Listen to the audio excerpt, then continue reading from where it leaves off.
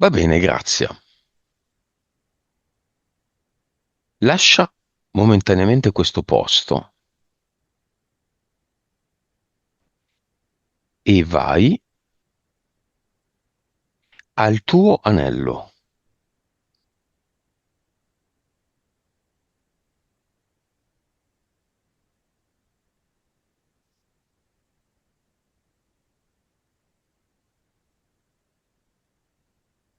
Ok, bene.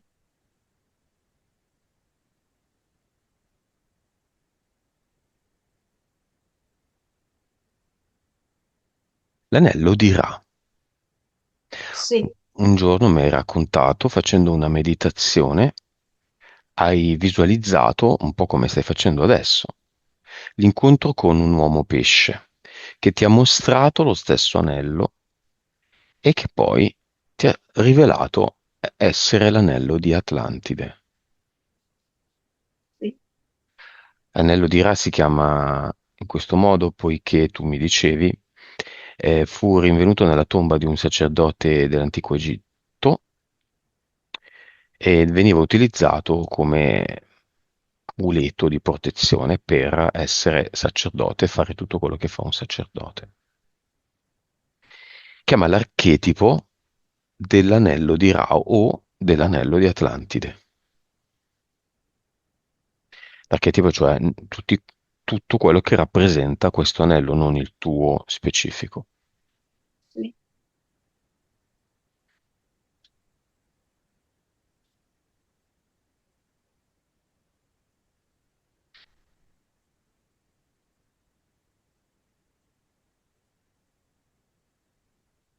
sì, vedo mm, che parte proprio dalla fonte, molto molto in alto sopra di me vedo mm, un metallo fuso, una colata di metallo fuso eh, colore, color oro. Poi viene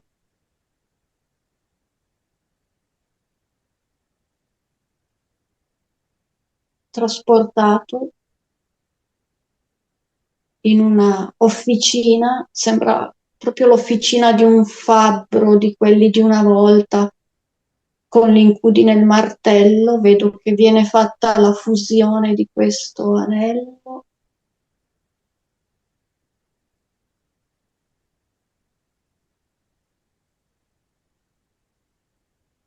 vedo un gatto stilizzato da un lato che guarda questa fusione, e poi questo gatto allunga la zampa e graffiando questo metallo crea le incisioni. Come sono fatte queste incisioni? Sono parallele, tre linee parallele, poi vengono modellate anche altre parti, altre scanalature, però mi dà proprio l'impressione che non sia qualcosa di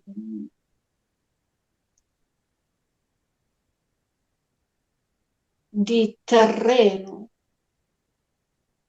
Chi è questo gatto?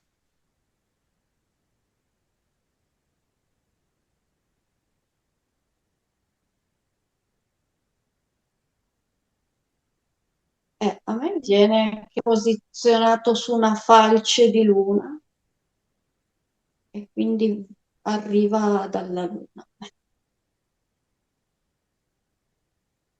ma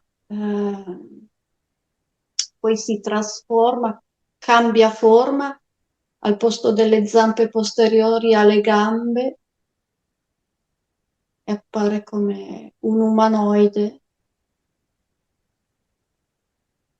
a forma sì di umanoide, con il viso, la testa, le branchie, al posto delle orecchie ha delle branchie, la bocca larga come quella di un pesce. Sembra un pesce gatto dalla testa, così, come fattezze. È un essere di Atlantide? Sì, perché vedo che di sicuro al corpo, sulla schiena c'ha le squame dorsali, ha le gambe normali da umano, le braccia da umano, ma c'è la parte superiore tipica di un pesce. Grazie, andiamo ad Atlantide.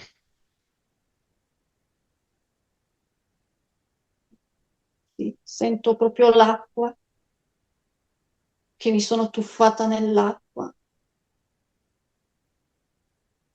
sento questo ambiente acquatico intorno a me. Dove siamo? Sulla Terra? Sul pianeta Terra?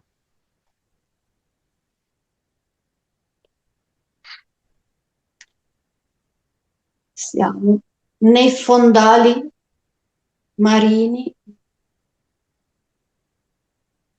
dell'oceano. Quale oceano? A me viene da dire oceano indiano, Mm. oceano indiano, e sotto c'è sul fondale proprio c'è un villaggio che è al fianco di una montagna sommersa e sulla cima, la sommità di questa montagna sommersa è un'isola, appare come un'isola vista dall'alto. Ed è abitata l'isola? Sì, l'isola è abitata da vari tipi di creature sotto l'acqua, sotto l'oceano, è abitata esclusivamente da questi uomini acquatici, che però possono vivere anche come anfibi sull'isola. E ci sono tanti tipi di razze su quest'isola che però convivono serenamente, pacificamente tra di loro. Ci sono anche creature strane. Descrivicene Ad una esempio, tipologia. una di queste sembra che ha gli occhi come le mosche, sembrerebbe una mosca molto grande, però dotata di intelligenza, di intelletto, eh, di una sua consapevolezza, diciamo così, sì. Ha molte zampe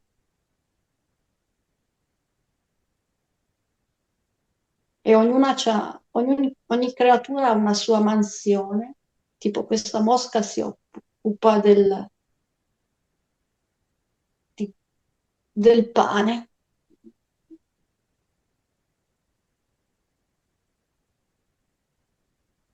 Ognuno ha una sua mansione specifica. Queste creature mosche sono nella panificazione, creano per tutti, perché c'è una cultura di condivisione, ognuno fa la sua mansione e la condivide serenamente, pacificamente con gli altri. Grazie, tu ci sei ad Atlantide?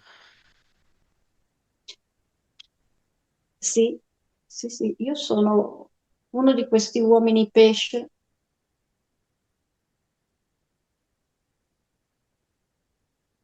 che Ti noi stai... siamo dotati di una consapevolezza maggiore rispetto a tutti gli altri, perché abbiamo delle conoscenze che, superiori collegate a delle capacità mentali, tipo la guarigione, Tu sei uomo o molte... donna? C'è questa distinzione?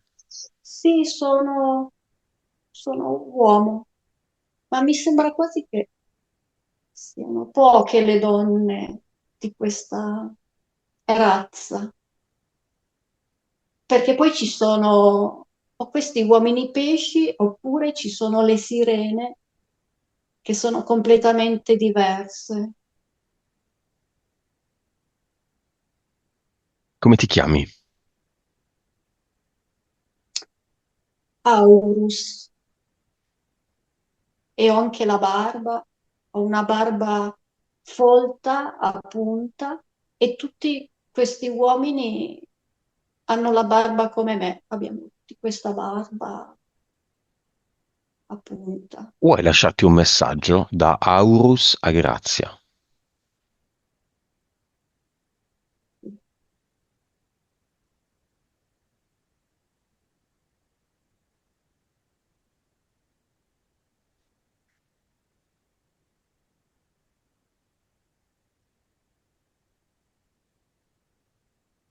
Sì, mi dice, rimani fedele a te stesso,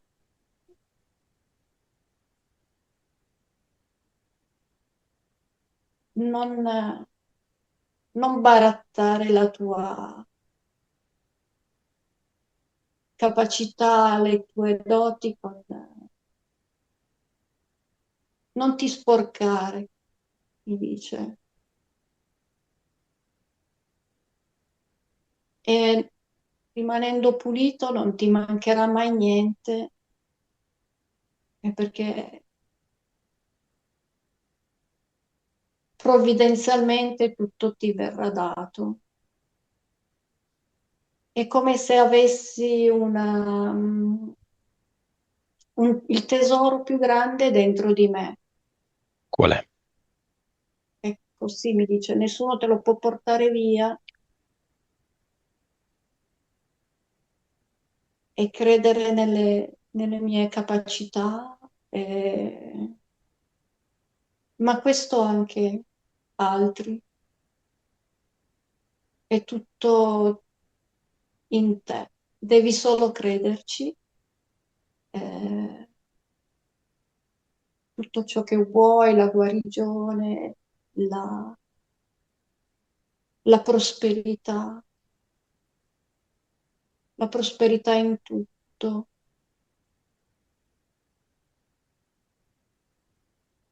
Parla molto velocemente, faccio fatica a stare dietro. Lui sa che sei tu e tu sei lui? Sì, sì, ci siamo riconosciuti, ci siamo, ci parliamo con la telepatia, perché non c'è bisogno neanche di spiegarsi. E poi noto che c'è una grande pace, una grande volontà di fare del bene, un mutuo sostegno anche con gli altri uomini pesce, chiamiamoli così. Uno spirito guerriero, ma solo anche per difendere i valori, anche Lui indossa l'anello? sempre. Sì, mi dice sempre. Atlantide esiste ancora o è finita sul nostro piano? Io ho visualizzato che fu creato un buco nero dove venne risucchiata tutta quella realtà, quel mondo. e questo buco nero risucchia appunto eh, questa realtà, questo mondo. Vedo tutte queste creature che cercano di scappare, di volare via, ma vengono risucchiate. È come... e- ma qualcuno è riuscito a salvarsi fuggendo più forte di questa attrazione gravitazionale. È come proprio eh, il buco nero nell'universo che risucchia tutto. L'origine è stata dovuta all'arrivo di una civiltà aggressiva, perché era proprio un mondo perfetto, ma poi è Com'è il nome arrivata di questa civiltà?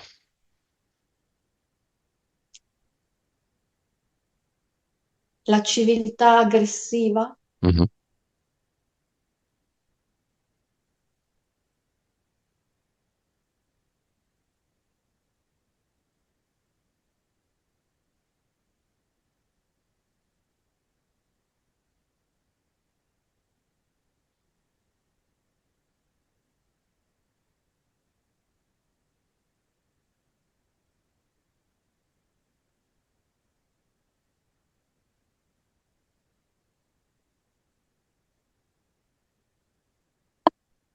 È difficile. Sono umani? No, no, sono arrivati con una grande nave, sembra una nave classica che solca il mare, però è nell'aria, arriva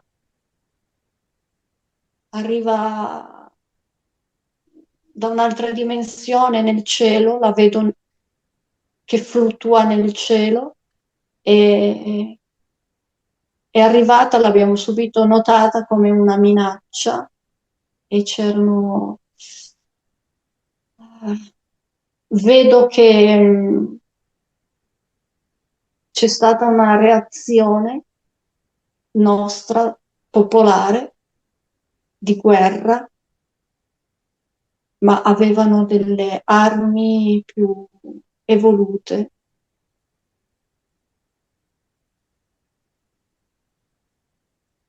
Che anno è?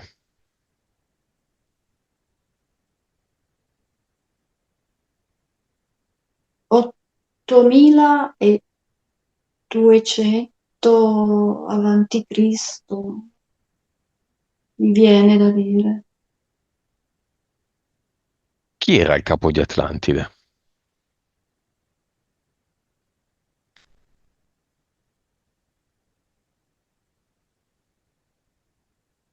Vedo che c'è un, un cerchio dove c'erano formato da tutti i rappresentanti di ogni popolo, quindi c'era un simposio formato da